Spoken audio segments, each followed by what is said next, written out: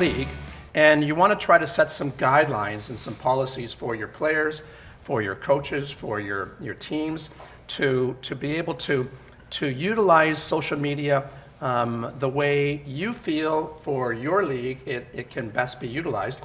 What are the do's and don'ts? Well, for the National Lacrosse League, it's been a revitalization. We're going into our 34th year, which is pretty amazing that the league's been around that long, and there hasn't been really infrastructure or policies in that league for 30 of those 34 years. So we're really, kind of like a 34-year-old startup business where we're laying in a lot of these policies.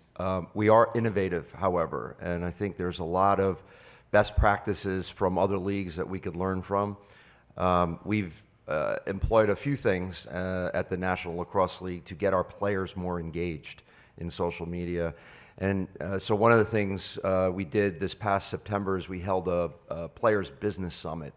And a good portion of it was around the use of social media and how to use social media to develop not only their personal brands, but also help promote the league. And we're going to be doing that on an ongoing basis. The players have incredible power at their fingertips, literally, with their mobile devices and with the social media channels that they're on.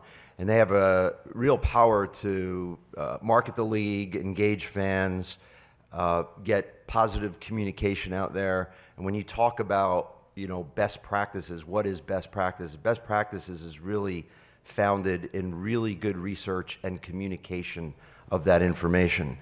And as an example, the NLL has existed for 30 years before I became commissioner, really didn't have a plan for the dissemination of that information. Some of our teams, here in Toronto, in Buffalo, in Calgary, were pulling in, 15,000 people a game, but no one really knew about it.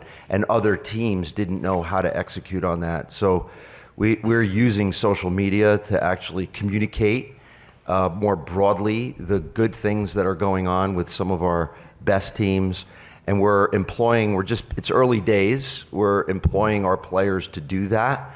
But that takes a lot of education and a lot of really important best practices for them, because there's two edges to the sword of social media that you could get really jammed up in. So we're beginning, it's early days for the NLL, beginning to meet with our players on an ongoing basis to educate them on how to use social media, where to use it, when to use it, the tonality that they should use in social media to make sure we manage a positive message.